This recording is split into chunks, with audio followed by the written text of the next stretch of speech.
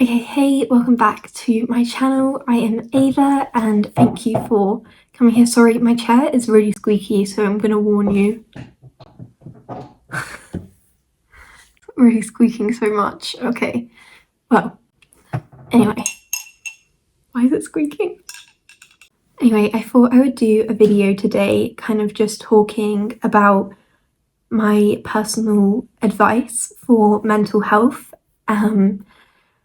This is just personal. I don't want it to be like, oh, this is everything that you have to do and this is gonna exactly fix everything, and like there's no right or wrong in mental health advice, and there's so much of it like available that people just throw at you and it can feel really overwhelming. So I kind of wanted to just do this video to kind of give not a professional opinion but a personal opinion based on experience, because I have a lot of experience with mental health issues. I will just start this video by saying what that is to kind of make it make sense for the advice that I give later. If you haven't watched any of my videos before, you probably wouldn't know that I have suffered with depression for a few years now. I've also suffered with insomnia. I suffer with OCD. I'm autistic.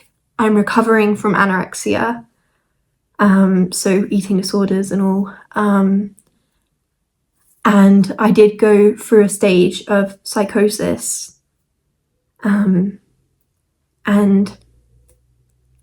obviously then anxiety, which comes with most things, I think. But yeah, and I've also struggled a lot with self-harm, and I have attempted suicide and been suicidal a lot. So I guess that's my personal background of mental health.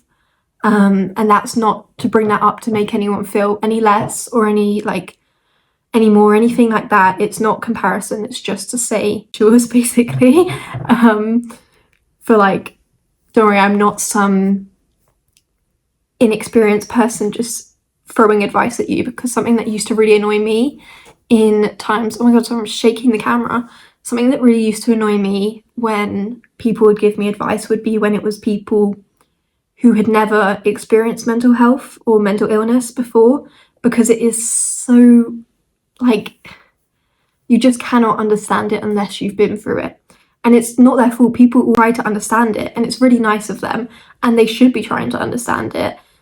It's just, for me personally, as I'm sure it's the same for some other people, I don't feel understood except by someone who has been through the same type of things as me. So I feel like people who have been through depression or mental illness understand me better, because they understand the pain that you just cannot grasp if you've not been in that situation. In that scenario, it's impossible to explain. And I could spend my entire life trying to put into words what it feels like, the torment and torture that it is, but it would never be enough to explain it. And so I just like getting advice from the people who I don't have to explain it to. And also it always feels kind of hopeful to me to get advice from people who have been through similar things to me, because whilst I'm not doing amazing, I mean, I'm not like fixed or healed or anything, it's a process of healing. I'm in recovery for anorexia, so I am doing better in that term, in that area. Not perfect, but I am better, and that is good. And for depression, I do still suffer from it every day, and some days are way, way harder than others, but I am on antidepressants and I am better than I was 3 years ago. So I don't know, I wouldn't say I'm like the best person to get advice from, which is a silly thing to say at the start of an advisory video, but I think as long as I can try to help people, if even one person takes one thing from this, then I'm happy with that. So yeah, I thought I would just talk about some things that have personally helped me. Now, since I'm in the UK, if you can't tell from my accent, I never feel like I have an accent until then I hear American people. But since I'm here, we have CAMS, which is Child and Adult Mental Health Services, which is under the NHS, and that's what I'm under. It's, as pretty much everyone who is under it or has been under it knows, the waiting lists are insane. I got referred to them over 3 years ago, and I'm yet to be seen for therapy or anything. And only just a couple months ago did I get seen to be given medication. So, yeah. But it's the system, so it's okay. But anyway, I always found the advice that I'd get from them. I remember I had a stage of phone calls with people when I was at like breaking points, and there was times where I was having to go to A&E because I was feeling so suicidal and my family was scared and I wasn't safe just with myself or with anyone else. I was a risk to myself and to everyone around me. And I was having to go to A&E, like, I think I went at least 15 times because of all of the like panic and the depression and just this manic stage and state I was in, and with psychosis. And so I was having to go there, and I remember the people that would give me advice, they were obviously trying. They're not like, they can only do what they can do, and it's never their fault.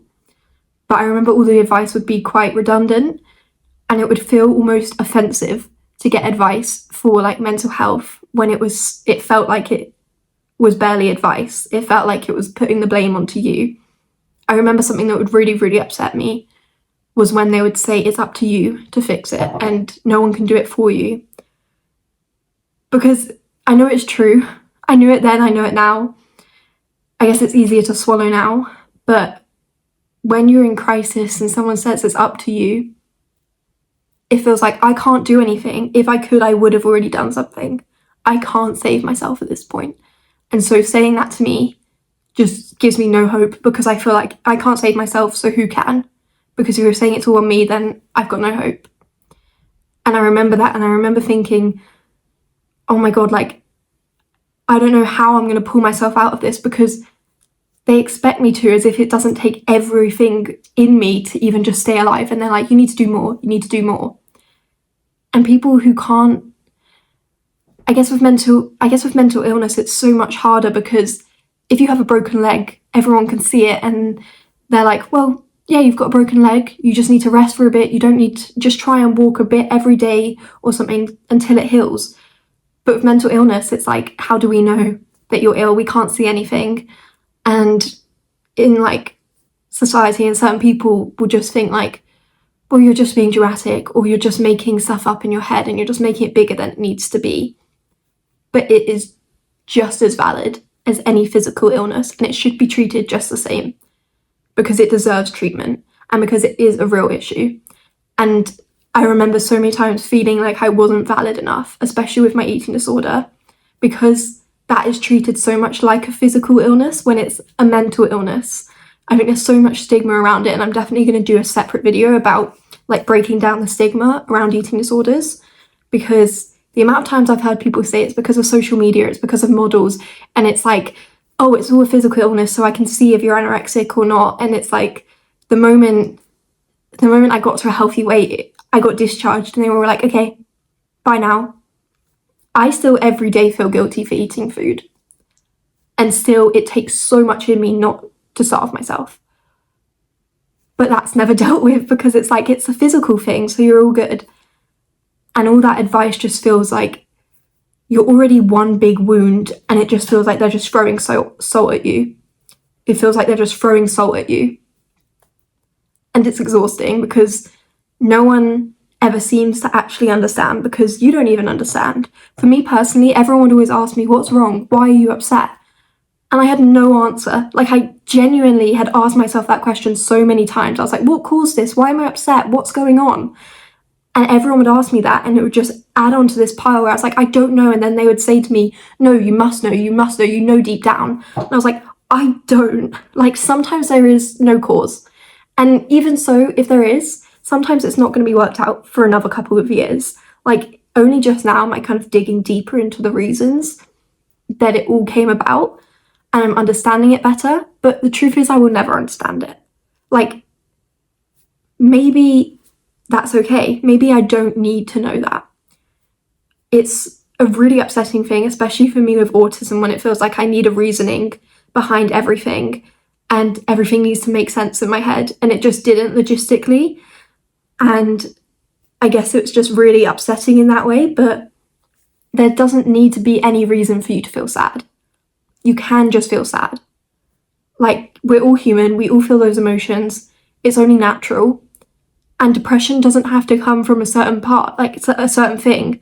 It can be like genetic, or it can be biological, or like chemical, or it's just it's life, and you are hit with depression at times, and it's not this thing that like needs an exact cause and effect.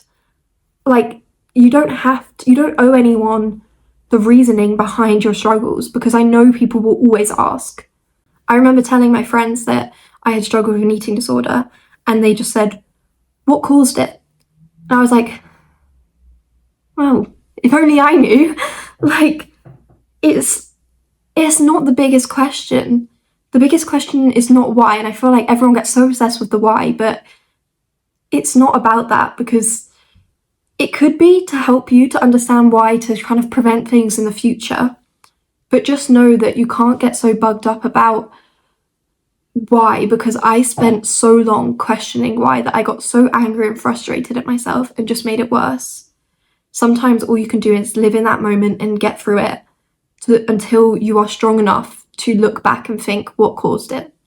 Because I was not strong enough 3 years ago to start questioning why, and that's okay. I didn't need to. And you don't need to if you're not there yet. And you don't owe anyone else around you that. Anyway, sorry, I went off of a total tangent there. I don't know if any of that even made sense, but I get really passionate about it. But anyway, what I was saying about CAMHS is that I remember I would do like duty phone calls with them and like A&E and everything, and when I was in hospital and all, and they would be giving me the advice, and it always felt so by the book, and it felt like they were giving the same advice to everyone with the same problems. And it just doesn't work like that. Mental health is so vast, and every patient should be treated like the person they are, because it's not by the book. You can't suddenly go like that.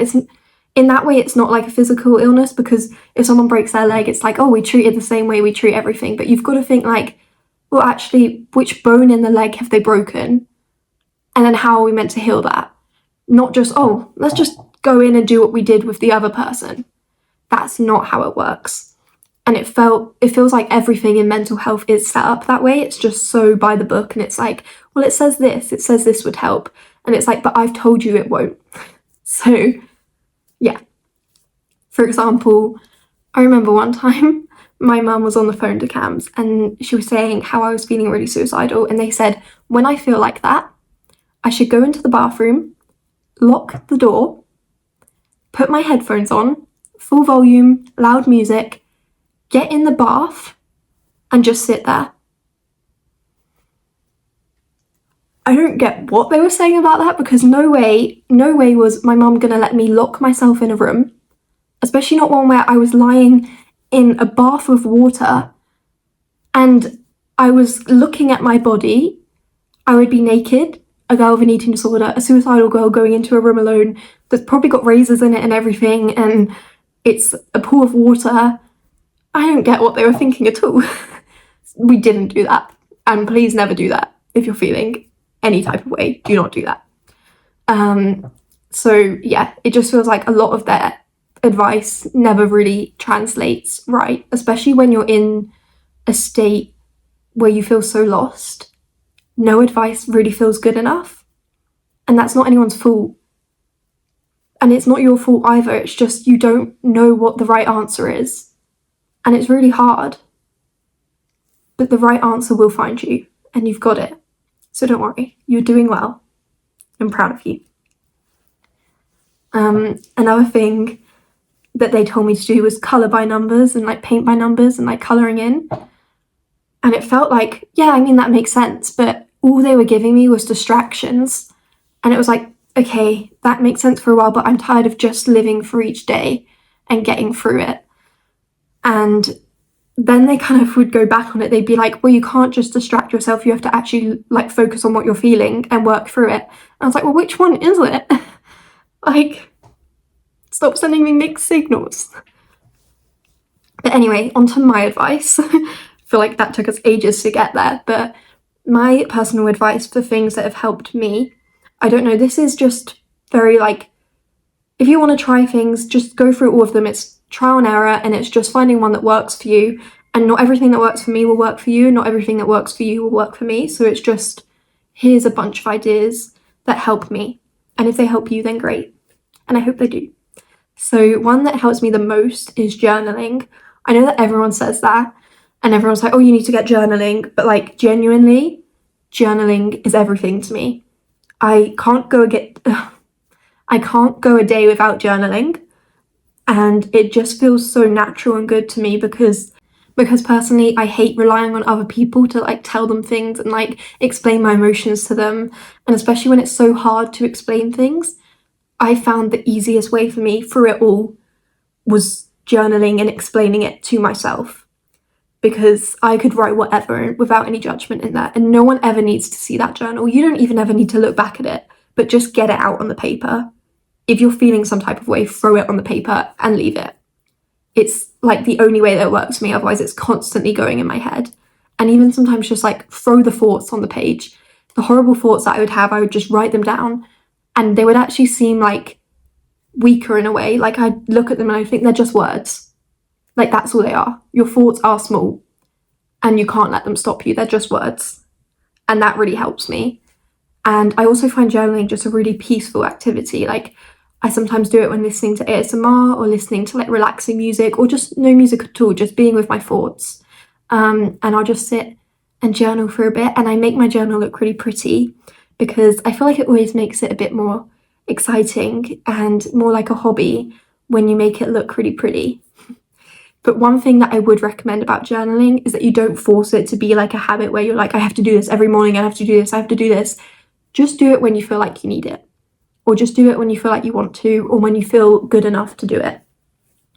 Don't ever like set it in as if like you have to do this, because I've done that before and it only ever ends in disappointment for me because I don't do it. And then I'm like, oh, I've ruined it. But if you just take it like, it's there if I need it, and it's there if I want it, and great. But it doesn't matter if I don't. That's like the best, healthiest way, I think.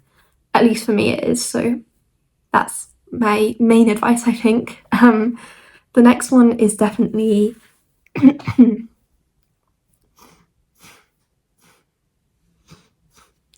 next one is definitely like finding a few shows that are your like comfort shows and things that you can watch, or anything that you can put on that can kind of just take your mind off of things. I know it is a distraction technique, but in some cases you will need a distraction technique. And for me, in my hardest times, the only things that were like the one stable, secure thing that would always stay the same was The Office, Brooklyn Nine-Nine, and Superstore, The Big Bang Theory, any of those like comedy shows, because none of them were serious, none of them talked about topics that affected me or that I was thinking about, and they were all light-hearted and funny, and I could always just smile and laugh at them. As well as that, like YouTubers, just like a comedy YouTuber like Curtis Connor, like just put that on and just laugh at it. Or Love on the Spectrum, I watch all the time, especially when I'm feeling bad about my autism or I'm feeling uncomfortable. It always makes me feel so much more seen and so much better about my autism. And so it's like a kind of heartwarming show that I like to watch. And I think they're really important to have, just to like kind of have a connection to something and know it's there for you, even through this like parasocial way where it feels like all the characters in The Office are like my friends who are checking in on me. But yeah. The next thing that I've recently started doing is yoga. Now, I would have hated if someone said this to me like a few years ago and said, you need to start doing yoga. And they did actually say that. And I was like, no, that's not going to help. But to be fair, I've got to a point where I was like, I'll try it. And it's actually really helped me a lot. Now, for someone who has an eating disorder, I don't choose to exercise now because it always becomes unhealthy for me, and it always becomes obsessive. And so I try and stay away from that. And so yoga has become a really healthy form of exercise for me, or like not even exercise, just moving my body, and just doing something that is about the energy, because I'm not doing it to be fit or to lose weight or anything. I'm doing it to actually help my mind more than my body even. Like, it's great to get stretch in and feel like a bit more loose and comfortable in my body, because that always helps. But also it's about the energy that you're giving to your mind and taking care of. My favorite is Yoga with Adriene. She's so sweet, and it's all about like energy, and it's about, if you feel like doing this, do it. But if you don't. If you can't do that today, don't. Like, and same with that, don't make it like I have to wake up at this time and go do this, and I need to do this amount of yoga each day. It's like, if you feel like one morning you're just feeling a bit stressed, or you're feeling a bit stressed at a certain time, where, especially when your body and your mind don't feel connected, like they're not on the same level, I find yoga really helps to like bring them together and like kind of make you focus on your body sensations and your thoughts at the same time and how they can interlink. And I think that's really healthy. And I think it's always there for me if I'm feeling really tense, like physically tense and like emotionally drained or like emotionally overwhelmed. Just do some yoga. It helps so much. Like, I know I'm saying that in a really annoying way, because if anyone had said that to me a few years ago, I would have like screamed at them. But I do really recommend it if you're feeling up for it. Another thing that really helps me is just getting fresh air. Now, I hated when people would say this to me, because I was like, how much of a difference can that make? But I walk to college in the mornings, and it's just so nice to give yourself some time. I think it's not even about the fresh air or like getting out. I think it's about giving yourself some time alone, because I think so much of mental health comes from like pushing these things down and ignoring your own thoughts. And it's so scary to like listen to your own thoughts, but sometimes it's really beautiful to be outside and noticing your thoughts that aren't about yourself but are about your surroundings. And I guess it's a form of meditation in that way. Like, I will sometimes listen to music or ASMR on my walk in if I'm feeling like I need something, but I do try to like walk in without my headphones on, or just with my headphones on but nothing playing, so that no one talks to me, but also I can just focus on my thoughts and my surroundings. And I just like try and take in what's around me.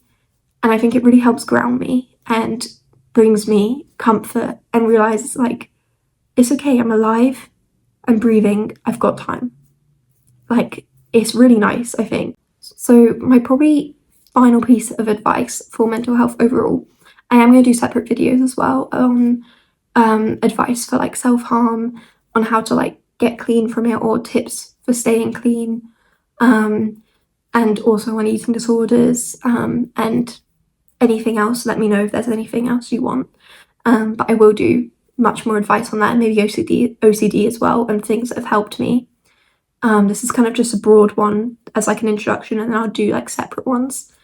But my last piece of advice is have like a first aid kit for your mental health. Now, I write this down in my journal, and it's just like, what can I do that makes me feel better? It's like just even writing it so that you know, like, what clothes make you feel comfortable, what like sounds make you feel comfortable, what smells, what shows do you want to watch, or what music do you want to listen to, or like, what do you want to be doing, what do you want to be eating, what do you want to be drinking. Like, put yourself in all the senses and realize what would help you in that moment, so that when you do get overwhelmed, because you can't always prevent it, sometimes you will be overwhelmed, it's about how you handle it when you are. And when you get to the point of being overwhelmed, you then have this to look through, or for other people to look through, and you can say, what's in my first aid kit? Like, I need to know what to do now, or they can know what to do for you, so they can make it more comfortable for you. It's just having like things as backups and safety plans that make you feel comfortable, seen and safe. So yeah, and I just want to let you know I'm really proud of you, and you've got this. And mental illness is never an easy thing, and it's and it's a really hard thing to get through, but I'm so proud of you for still being here, for getting through each day, and for doing your best, because I see everything you're doing, and I see that you're trying, and you're doing so well. So just know, even if you're not proud of yourself, there are a lot of people out there who are proud of you, including me. And I hope you have a lovely day, and make sure to take care of yourself and be kind to yourself. and go do something nice for yourself right now. Go make yourself a nice cup of tea or something, or have a nice snack or something nice, because you deserve it. Thank you, and thank you for watching, and remember, the best is yet to come. See you in my next video.